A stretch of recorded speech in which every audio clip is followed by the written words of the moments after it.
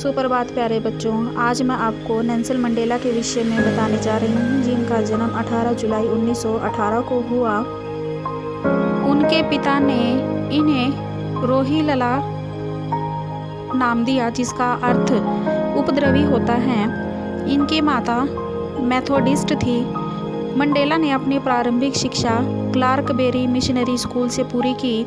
उसके बाद की शिक्षा मेथोडिस्ट मिशनरी स्कूल से ली। मंडेला जब 12 वर्ष के थे तब इनकी पिता की मृत्यु हो गई।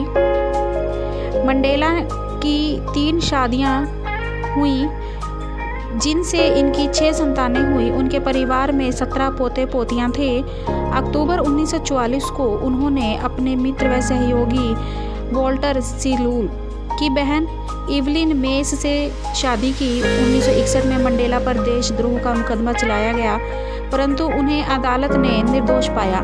इसी मुकदमे के दौरान उनकी मुलाकात अपनी दूसरी पत्नी नोमजामो विनी मेडिकिजाला से हुई। 1998 में अपने 80वें जन्मदिन पर उन्होंने ग्रेस मैकल से विवाह किया।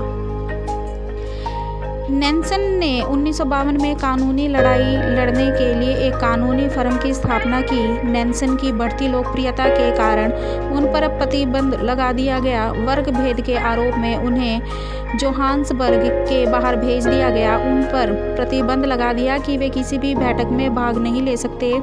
सरकार के दमन चक्र से बचने के लिए नेल्सन और ओलिवर ने एक एम प्लान बनाया।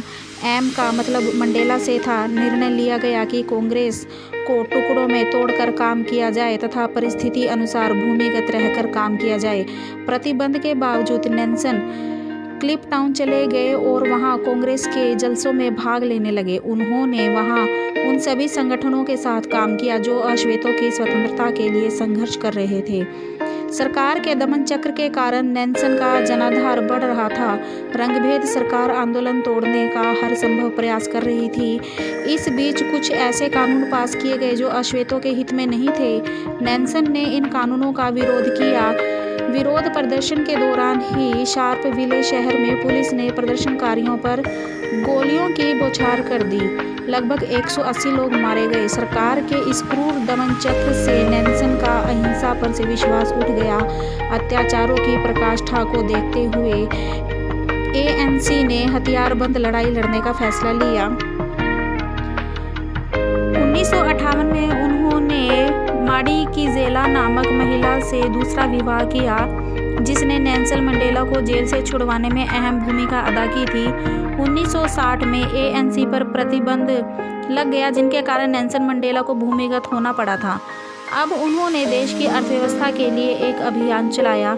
इस कारण उन पर हिंसक कार्रवाई का आरोप लगाया गया और उन्हें बंदी बना लिया गया। अब उन्होंने स्वयं का बचाव में प्रजातंत्र, स्वतंत्रता और समानता के विषय में विचार व्यक्त किए। 1964 में उन्हें आजीवन कारावास की सजा सुनाई गई। दक्षिण अफ्रीका के लोग मंडेला को व्यापक रूप से राष्ट्रपिता मानते थे। उन्हें लोकतंत्र के प्रथम संस्थापक, राष्ट्रीय मुक्तिदाता और उदारकर्ता के रूप में देखा जाता था। 2004 में जोहान्सबर्ग में स्थित सेंडसन शॉपिंग सेंटर में मंडेला की मूर्ति स्थापित की गई और उस सेंटर का नाम बदलकर नेल्सन मंडेला स्क्वायर रख दिया गया। दक्षिण अफ्रीका में प्राय उन्हें मदीबाहक कहकर बुलाया जाता है, जो बुजुर्गों के लिए एक सम्मान सूचक शब्द है। 5 अगस्त 1962 को उन्हें मजदूरों को हड़ताल के लिए उकसाने और बिना अनुमति देश छोड़ने के आरोप में गिरफ्तार कर लिया गया। उन पर मुकदमा चला और 12 जुलाई 1964 को उन्हें उम्र कैद की सज़ा सुनाई गई। सज़ा के लिए उन्हें रोबेन द्वीप की जेल में भेजा गया, किंतु सज़ा से भी उनका उत्साह कम नहीं हुआ।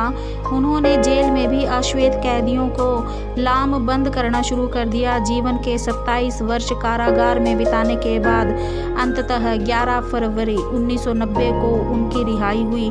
रिहाई के बाद समझौते और शांति की नीति के द्वारा उन्होंने एक लोकतांत्रिक एवं बहुजातीय अफ्रीका की नींव रखी।